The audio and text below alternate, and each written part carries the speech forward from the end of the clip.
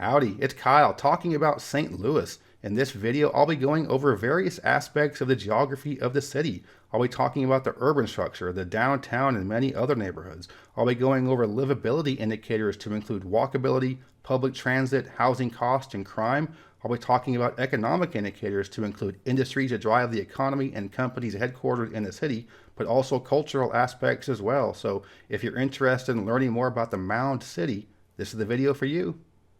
St. Louis is in the eastern part of Missouri. It sits right along the Mississippi River. It's very near the confluence with the Missouri River, although the actual confluence is a few miles north of downtown.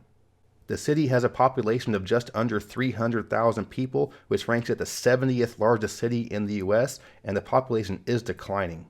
The city of St. Louis and St. Louis County are completely different entities, kind of like Baltimore, Maryland, and St. Louis County, with a population of just about 1 million people, does not include the city of St. Louis.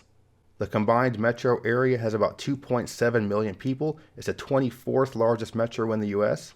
It spreads across the Mississippi River into Illinois, and about 600,000 people of the metro area are in Illinois. The city is the second largest in Missouri. Kansas City has just over 500,000 people. However, the St. Louis metro area is larger than Kansas City's in both the areas only in Missouri and also in the total metro area. But 300,000 people really isn't a huge city. Again, only the 70th largest in the U.S., and the overall area of the city isn't very large as well, only 62 square miles. It has one of the smallest ratios of main city population relative to the metro area. Only about 10% of the St. Louis metro area lives in the city of St. Louis. It's a very old city, and kind of like New Orleans, it was already a city when it became part of the U.S. in 1803 after the Louisiana Purchase. The oldest part of town is right near the heart of downtown. It's called Laclede's Landing, and this is the area where you have the Gateway Arch, which represents the gateway to the West, because as Missouri and the Louisiana Purchase became part of the U.S., Missouri was the West. Near the Gateway Arch is where the Lewis and Clark expedition started in 1803, and the arch area is now a national park to commemorate the westward expansion of the U.S. Also downtown is the Ballpark Village, which is the area around the St. Louis Cardinals baseball stadium, and the city is very baseball crazy. But I'm not a big fan of this Ballpark Village development. It's very corporate, very chained, and very soulless. It's part of a chain entertainment district you'll see throughout the U.S. There's several of them in the country: Louisville, Kansas City, Baltimore, Atlanta, Philly. So it would be nice to see more local type restaurants and shops around the ballpark, but it is an okay development and is a good spot to spend time before and after the game. South of downtown is the Soulard area, which is a very historic part of town. This is where you have the large Soulard Farmers Market, and also this area is where you have more of the lively type nightlife. A lot more of the live music clubs and some of the more bars that have the banners outside that say buckets of natural light for $10. With the city being so small, I was able to walk from the Gateway Arch all the way to the west end of the city in just about 2 hours. It's only about 6 miles. In the middle of town is Midtown, and this is where you have the campus of St. Louis University and the big medical center and the Washington University Medical School as well. One thing I find very interesting about Midtown is that you look at these photos and it looks more like the downtown of a smaller city. Many big cities have a midtown, a secondary business district, but most look like a midtown, not like the downtown of a smaller city. And at the far western end of the city, actually not in the city of St. Louis itself, is the campus of Washington University. And the area around the university, both in the far west end of the city of St. Louis and also in the college town of University City, you have an area called the Delmar Loop, or usually referred to as simply the Loop. This is another entertainment district with local restaurants and shops and bars, but it isn't quite as loud and rowdy as Soulard. Also in the west end of the city is the huge Forest Park. This is a huge urban park. It's over 1,400 acres and about 1.5 times the size of Central Park in New York City. The park is home to the St. Louis Zoo, one of the best ones in the country, and it's free admission. And this is also where you have the art museum, but with it being a park, much of it's going to be wooded, many good walking and biking trails, and just a nice break from the urban heat island you're going to get throughout most of the city. And there's also another big park a couple of miles southeast of that called Tower Grove Park. It's nowhere near as big as Forest Park, but it is a big park, and it's home to the botanical gardens and many cool cultural pavilions. Between the two parks is a part of town called the Grove, which has seen some gentrification recently. This is another part of town that has a local boutique shops and cafes, restaurants, and bars. This is also the prime neighborhood in the city, and with it being located right between the two big parks, this is becoming a very desirable part of the city in which to live. In the south part of the city is the Bevo Mill neighborhood. This part of town is home to the largest Bosnian population outside of Bosnia. Many Bosnian as well as Croatian refugees came to St. Louis as a result of the civil war in Yugoslavia in the 90s, and many settled in the Bevo Mill neighborhood. And with that, St. Louis has an above average percentage of the population who are Muslim, most of whom are Bosnian Muslims. When a lot of folks think about St. Louis, unfortunately, the first thing they're going to think about is the high crime rate, and in fact, St. Louis does have the highest violent crime rate in the U.S. The part of town that sees the most gang violence and drug activity is the north-centralist part of town. And I know I keep saying this, but the city isn't very big in terms of area, and this part of town isn't very big either, but there is a huge amount of crime going on in this relatively small part of the city. There are also some high crime areas in the southeasternmost portion of the city, but the north-central part is generally considered the most violent area. I'm not sure why St. Louis has a much higher crime rate than similar-sized cities in similar situations, such as Cincinnati or Pittsburgh, but nonetheless, the violent crime rate in St. Louis is the highest in the country. Also worth noting is that St. Louis has one of the poorest and most violent suburbs in the country, East St. Louis across the Mississippi River in Illinois. This is not part of the city, it's a completely different jurisdiction, and the history of the city and why it's so poor is pretty sketchy, but to this day it is a very poor city with a high crime rate. In terms of walkability, I would say it's one of the better cities in the country just based on its dense development and narrower streets, but how is it in terms of public transit? In terms of the bus system, the city does rank fairly average in terms of its ridership and bus network. The city also has a light rail system called the MetroLink. It has the 11th largest ridership of any light rail system in the U.S. And much of the MetroLink in the city of St. Louis itself is actually a subway. But despite having high ridership, the overall rail network isn't that great. There are only 2 lines. It does connect the major places including the airport, universities, going all the way to downtown St. Louis. But in terms of a commuter rail for people all throughout the suburbs to be using, it really isn't a great system, and the overall public transit in St. Louis ranks pretty average compared to other big cities in the country.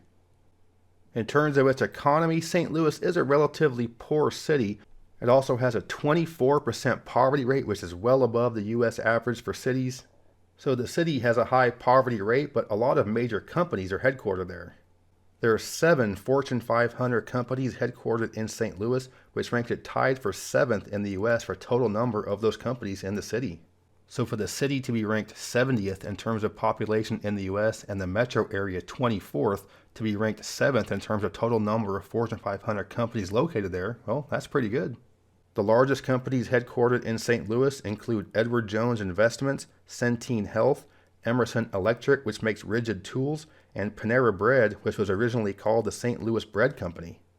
But those 7 Fortune 500 companies in St. Louis does not include perhaps its most famous company, Anheuser-Busch. So what does it cost to live there? One thing I like to do is take a look at various house listings in different parts of town to see what you can get for your money. All of the listings I will be showing are in decent neighborhoods on quiet streets. This one's here about $175, fairly small house, but a good neighborhood. Here's an older house, bigger house on a bigger lot, but needs some work, still pretty cheap and low property taxes. Here's another good sized house on a large lot for St. Louis, very good price. I like this old house in a wooded area. The house has been redone, $270 for a good sized place. Heading into nicer neighborhoods, of course it's going to be more expensive, but not too expensive. This is still a reasonably priced house for what it is. And you can keep going through some of these houses here as it goes up in price. Here's a historic, pretty good sized St. Louis style house. But as you can see, as you're getting up into this price range, you're not really at a huge price advantage anymore compared to some of the other Rust Belt-ish type cities. But with that being said, this is a monster here for only $525. So St. Louis isn't quite as cheap as some of the other cities losing population, but it is still reasonably affordable when you compare it to the cities that are gaining in population. Now that we got that worthless economic info out of the way, let's get to what really matters, the food and the music. First are those St. Louis ribs. I don't know anything about butchering or food science, but I do know that the way the St. Louis ribs are trimmed is how they are cooked up a little bit differently than other styles of ribs. The city is also known for a lot of Italian signature foods. Perhaps the most famous of these is toasted ravioli. The restaurant most well known for making these is called Charlie Gito's, and I ate at this place and wow, it's really good. The part of the city that's called the Hill is where you had a large Italian immigrant population, and now you have a Little Italy type scene there with several Italian restaurants. Something else Italian influenced that the city is known for is its thin crust pizza. And St. Louis style pizza is the thinnest of the thin crust. This stuff makes New York style look like Chicago deep dish. You drop a slice on the floor and it shatters, and yet it's still really good. The city is also known for pork steaks, and it's literally how it sounds. The cut that is used for these pork steaks is the same cut that is used for pulled pork shoulder in the southeast. But here they do it up like a steak. I didn't have it while I was there, but I'm sure it's pretty good. And for desserts, the city is known for gooey butter cake. It's just a mix of really healthy ingredients thrown together into a really good dessert. You have to try this when you're there. And lastly, I want to talk about the music of the city. The most well-known music artist to come out of St. Louis is Chuck Berry, one of the most important pioneers of rock and roll. But a big part of the history of St. Louis music is the blues. During the Great Migration of the early 20th century, when you had a large population of black people move from the south to the north, many of the musicians took their acoustic guitars from Memphis and the Mississippi Delta up to the big city of Chicago to play electric blues. However, some stopped halfway along the way and said, you know what, I'm going to play the blues in St. Louis. And so you have a large blues culture there, and in fact the National Blues Museum is located in St. Louis. This opened up in the 2010s and is a really nice museum. If you're into the blues music, definitely check it out. I've been to St. Louis many times, and one of my big takeaways from visiting there is just how much the city packs into a small area. You have National Historic Landmark right downtown and other historic neighborhoods, the huge Forest Park and the still quite large Tower Grove Park, two major research universities with huge medical schools and a huge medical center, several nightlife and entertainment districts filled with local shops and restaurants, and the most densely packed violent crime rate neighborhood in the entire country. And you have all of that within a city of only 62 square miles, and one where you can walk across the entire city in just 2 hours.